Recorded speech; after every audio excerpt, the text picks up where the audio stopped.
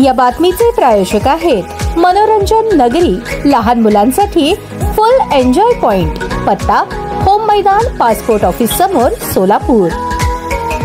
विविध विषयांवरचे वाचन मी सतत करत गेले। माझे चुलत बंधू आणि माझ्यात वाचनाची स्पर्धा असायची। रात्र रात्र जागून आम्ही वाचायचो, त्यावर चर्चा करायचो, त्यातून मी घडत गेले। खऱ्या अर्थाने मला वाचनाने समृद्ध बनवले। प्रत्येकाने वाचनाची सवय अंगी बाळगावी, याकरता प्रत्येक महिन्यातून एखादा कार्यक्रम वाचनाचा घ्यावा असे आवाहन अपर जिल्हाधिकारी मोनिका सिंह ठाकूर यांनी व्यक्त केले। मनोगताच्या शेवटी त्यांनी गुलजार यांची किताबे ही गझल आपल्या सुमधुर आवाजात सादर केली। जिल्हाधिकारी कार्यालय सोलापूर आणि महाराष्ट्र साहित्य परिषद शाखा जुळे सोलापूर यांच्या वतीने भारताचे माजी राष्ट्रपती APJ अब्दुल कलाम यांच्या जयंतीनिमित्त वाचन प्रेरणा दिन साजरा करण्यात आला। यावेळी मोनिका सिंह ठाकूर बोलत होत्या। प्रारंभी त्यांच्या हस्ते माजी राष्ट्रपती APJ अब्दुल कलाम यांच्या प्रतिमेस पुष्पहार अर्पण करून विविध ग्रंथांचे पूजन देखील करण्यात आले। या प्रसंगी रोजगार हमी विभागाच्या उपजिल्हाधिकारी आणि मराठी भाषा सदस्य सचिव अंजली मरोड, पुनर्वसन विभागाचे उपजिल्हाधिकारी सुशांत बनसोडे, पुनर्वसन विभागाच्या तहसीलदार सरस्वती पाटील, पुण्यश्लोक अहिल्यादेवी होळकर, सोलापूर विद्यापीठाचे सहाय्यक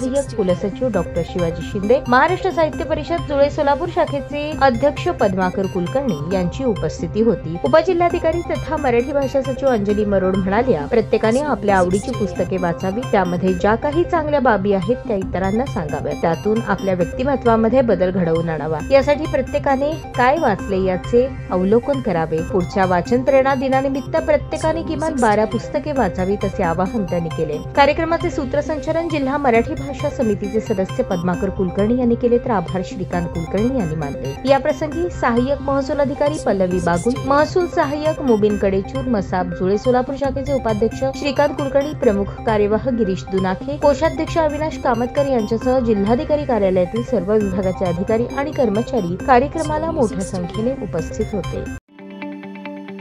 ताज्या बातम्या पाहण्यासाठी प्राईम महाराष्ट्र न्यूज चॅनलला सबस्क्राईब करा।